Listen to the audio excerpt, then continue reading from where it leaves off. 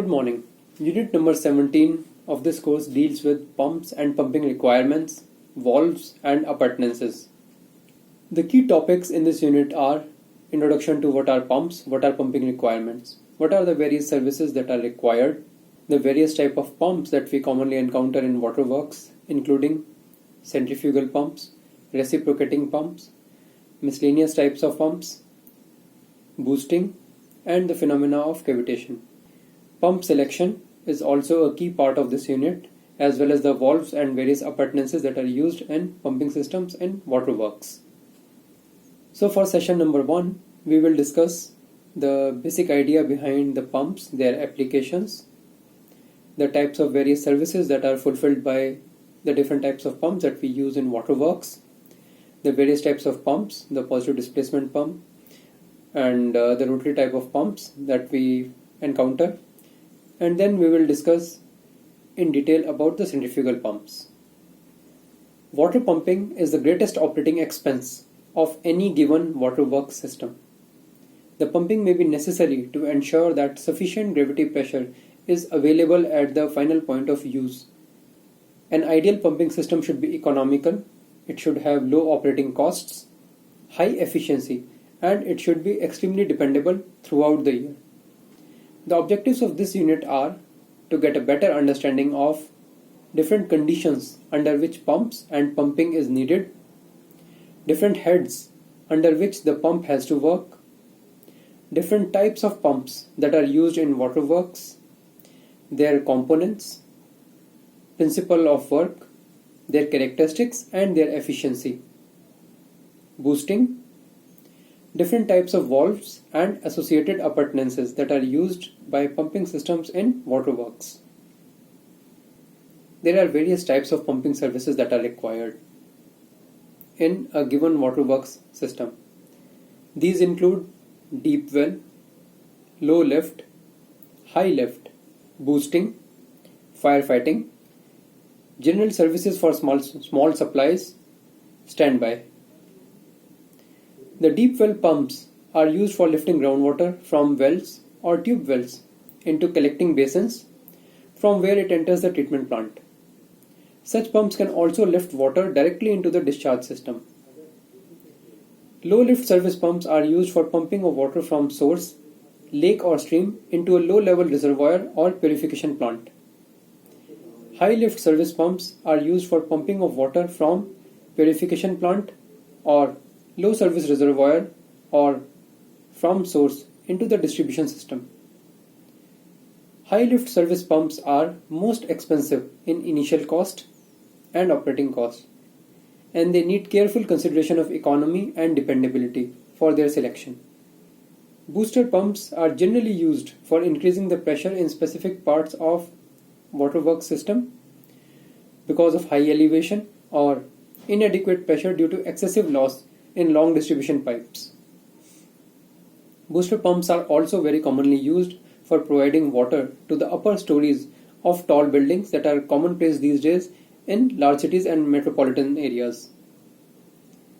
Fire pumps, they are used for providing sufficient water pressure for efficient firefighting. These pumps are located in tall buildings, factories or on vehicles. General service for small supplies provide water supply of low head for parks, farms and small estates. Standby services are provided to ensure that even when other pumps fail, there are standby systems available for pumping of water in a water supply system. These are important for industrial plants, hospitals and municipal pumping stations for fire protection purposes. What are pumps? Pumps are hydraulic machines that convert mechanical energy into hydraulic energy. Hydraulic energy is also known as pressure energy.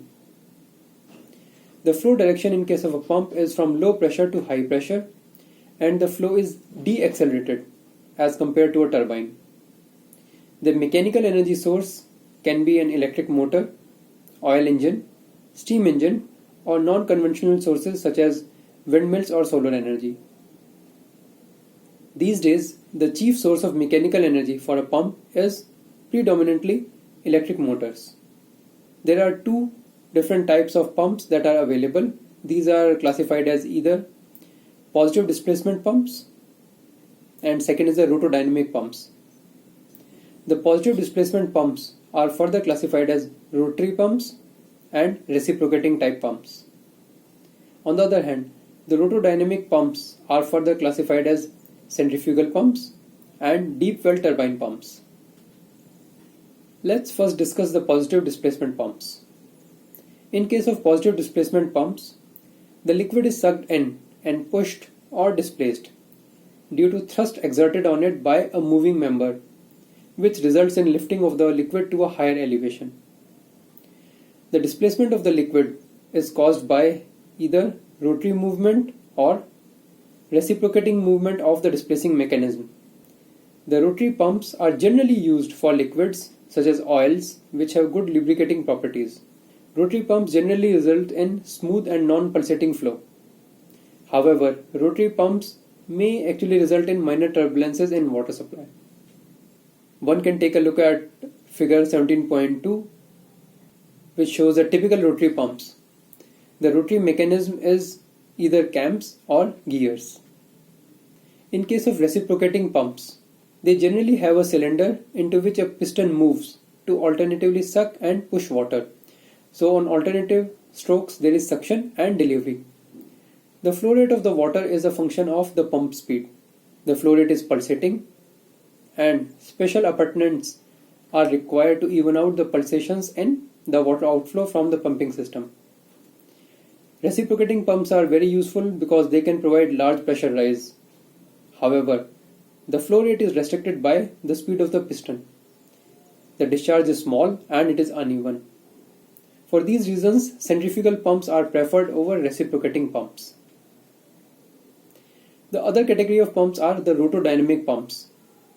In case of rotodynamic pumps, there exists a wheel or a rotating element which rotates the water in casing, which increases the energy level of the water because of a combination of centrifugal energy, pressure energy and kinetic energy. Based on the direction of flow within the passage of the impeller, the rotodynamic pumps are classified as radial flow pump, mixed flow pump and axial flow pump. The radial flow pump and mixed flow pumps are centrifugal type devices, whereas the axial flow pumps are propeller type devices. In case of a radial flow pump, the water enters at the center of impeller and it flows radially outwards through the impeller vanes. In case of a mixed flow pump, the impeller is so shaped that flow passage is intermediate between radial and axial directions. Mixed flow pumps are capable of discharging large quantities of liquid at lesser heights with respect to the inlet as compared to the radial impellers. In case of axial flow pumps, the water after entering the vane assembly flows parallel to the propeller axis. Axial flow pumps are designed for very large discharges and comparatively lower heads. Let's discuss the centrifugal pumps. Centrifugal pumps are the most common type of rotodynamic pumps. A centrifugal pump converts hydraulic energy such that the liquid is lifted to a higher level. Let's talk about the basic principle of operation of a centrifugal pump. When a mass of liquid is made to rotate by an external force, it is thrown outwards from the axis of rotation, and a centrifugal head or centrifugal pressure is added to this liquid. This allows the liquid to rise to a higher level. A revolving wheel with vanes, which is known as an impeller, causes the rotation of the liquid. During the flow through the impeller, the angular momentum of the liquid changes, which adds additional pressure head to the liquid. As compared to a reciprocating pump, centrifugal pump offers certain advantages. It has larger discharge capacity, it can pump turbid waters, and it can be directly connected to an electric motor, unlike a reciprocating pump. There are a number of other differences between reciprocating pumps and centrifugal pumps. For example, when comparing the discharge between the two, in case of a centrifugal pump, the flow rate is completely steady and there is practically no limit to the output. However, in case of a reciprocating pump, the flow is pulsating and the output rarely exceeds 200 meter cube per hour. In case of a centrifugal pump, high heads can be obtained through multi-stage running at high speed. However, they are economical only in case of relatively large outputs. In case of reciprocating pumps, higher heads can be obtained efficiently even at low speeds and comparatively low rates of flow. The discharge depends on the head in case of a centrifugal pump, whereas in case of a reciprocating pump, the discharge is independent of the head. The head can be changed by altering the speed in case of a centrifugal pump, whereas in case of a reciprocating pump, the head adapts itself automatically to the prevailing back pressure without loss of efficiency. A centrifugal pump normally requires priming, whereas in case of a reciprocating pump, self-priming may be present, especially when we are starting the pump without any back pressure. A number of other disadvantages are also available in the notes. Centrifugal pumps can be classified on the basis of the types of casing, in which case these are classified as either volute pump or turbine pump. Turbine pumps are also known as diffusion pumps. Centrifugal pumps can be classified as low, medium and high lift pumps, and the classification criteria is the working head. When we look at the number of impellers per shaft, the centrifugal pumps can be classified as single and multi-stage pumps. When looking at number of entrances to the impeller as the classification criteria, centrifugal pumps can be classified as single or double entry pumps. The key components of a centrifugal pump include impeller, casing, vortex chamber, guide vanes, suction pipe, delivery pipe. All these components can be viewed in the schematics given in the figure 17.5 in the notes. Let's look at the working principle of a centrifugal pump. When a certain mass of fluid is rotated by an external source, it is thrown away from the central axis of rotation and a centrifugal head is impressed upon the water, which means the head of the liquid itself increases, which enables the liquid to rise to a higher level as compared to the initial level. Let us discuss the working of a centrifugal pump in more detail. The delivery valve is closed and the pump is primed at the beginning. This means that the suction pipe, casing and the portion of the delivery pipe up to the delivery valve are completely filled with water so that there is no air present in these systems. Keeping the delivery valve still closed, the electric motor is started to rotate the impeller. The rotation of the impeller causes strong suction or vacuum just at the eye of the casing. The speed of the impeller is gradually increased till they rotate at their normal speed and develop normal speed required for pumping of the water. After the impeller attains the normal speed, the delivery valve is opened when the liquid is continuously sucked from the sump up the suction pipe. It passes through the eye of the casing and enters the impeller at its center, or it enters the impeller vanes at their inlet tips. This liquid is impelled out by the rotating vanes and it comes out at the outlet tips of the vanes into the casing. Due to the impeller action, the pressure head as well as the velocity head of the liquid are increased. Some of this velocity head is converted into pressure head in the casing and in the diffuser blades or vanes if they are provided in the system. From the casing, the liquid passes into the pipe and is lifted to the required height and discharged from the outlet or upper end of the delivery pipe. So long as motion is given to the impeller and there is supply of liquid to be lifted, the process of lifting the liquid to the required height continues. When we need to stop this pump, the delivery valve should be first closed, otherwise there may be some backflow from the reservoir itself. So this is how a centrifugal pump works and provides water with a greater output or greater height at the outlet. The working of a centrifugal pump can be characterized in terms of static head and manometric head. The static head is also known as static lift. It can be defined as the difference in the static levels between the sump and the elevated tank. The static head is given as the sum of suction lift and delivery lift. The suction lift is the lift from the water level in the sump to the center line of the impeller. On the other hand, the delivery lift is the lift from center line of the impeller to the water level in the elevated tank. The other parameter that is used for characterizing the working of a centrifugal pump is the manometric head. The manometric head is the total energy head that must be developed by the pump to meet external demands. Manometric head is given as the difference between the energy given to the liquid by impeller and the losses that exist in centrifugal pumps. There are three different types of efficiencies of a centrifugal pump. These are manometric efficiency, mechanical efficiency, and overall efficiency. The manometric efficiency is defined as the ratio of the manometric head to the head imparted by the impeller to the water. It is denoted by the symbol eta with a subscript MAN. On the other hand, the mechanical efficiency is the ratio of power at the impeller to the power at the shaft of the pump. The overall efficiency of a centrifugal pump is the ratio of power output to the power input of the pump itself. The overall efficiency of a centrifugal pump can also be determined by multiplying the manometric efficiency of the centrifugal pump with its mechanical efficiency. There are single stage centrifugal pumps and then there are multi-stage centrifugal pumps. Multi-stage centrifugal pumps contain two or more impellers which are mounted either on the same shaft or on different shafts. There are two major advantages of using multi-stage centrifugal pumps. Multi-stage centrifugal pump can produce a higher head and can also discharge a larger amount of liquid. For production of a higher head, the impellers are connected in series or on the same shaft.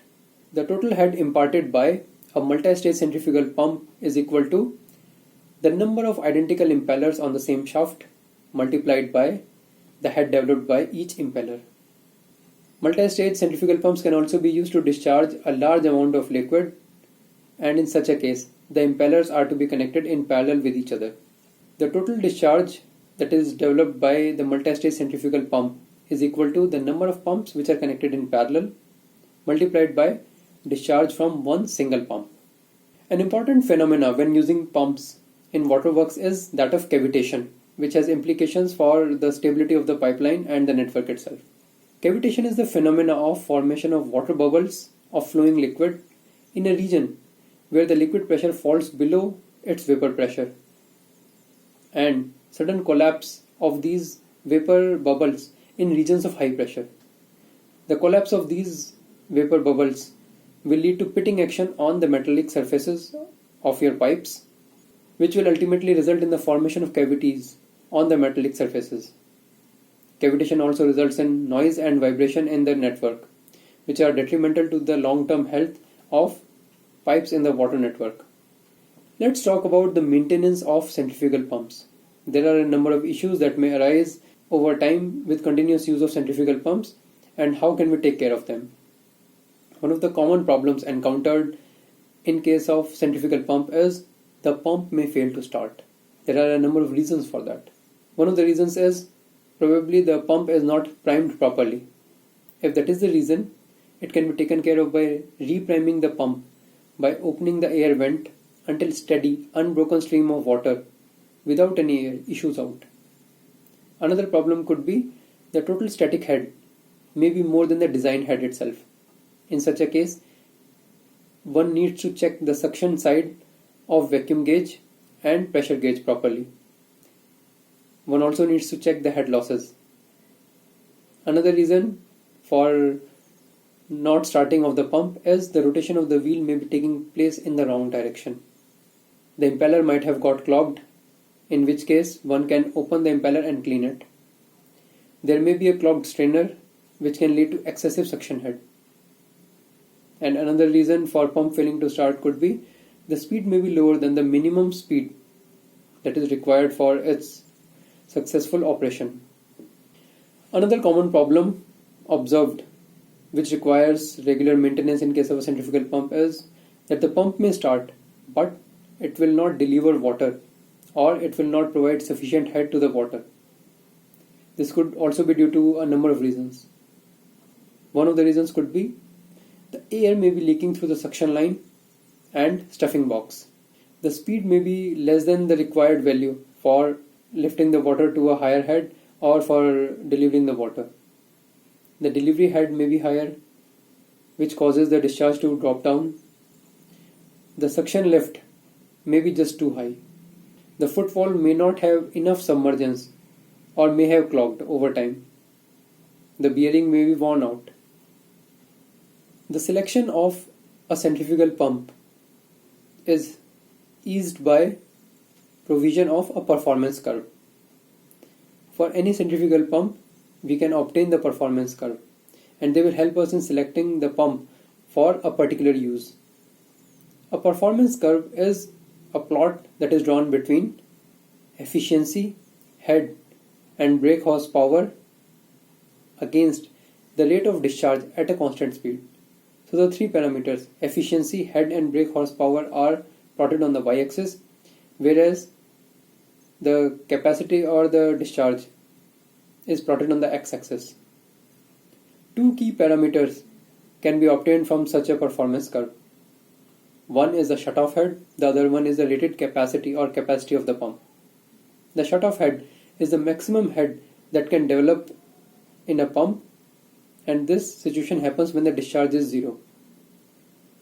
The rated discharge or capacity of the pump is the discharge that is provided by the pump when its efficiency is at the maximum. So using these performance curves, we can help in selecting the pump for the right application. Centrifugal pump offers a number of advantages over other pumps. These include the low cost of the pump because it has very few parts as compared to other pumps. The installation and maintenance of a centrifugal pump are easier and cheaper. The discharging capacity is much higher as compared to a reciprocating pump. Centrifugal pumps are compact and they have smaller size and wait for the same capacity and energy transfer. Their performance characteristics are superior as compared to reciprocating pumps. A centrifugal pump can be operated at a very high speed without any danger of separation or cavitation in the pipe network. Centrifugal pumps can be directly coupled to an electric motor or an oil engine as compared to a reciprocating pump. The torque present on the power source is uniform, which results in a uniform output from the pump itself. This may not be the case with a reciprocating pump.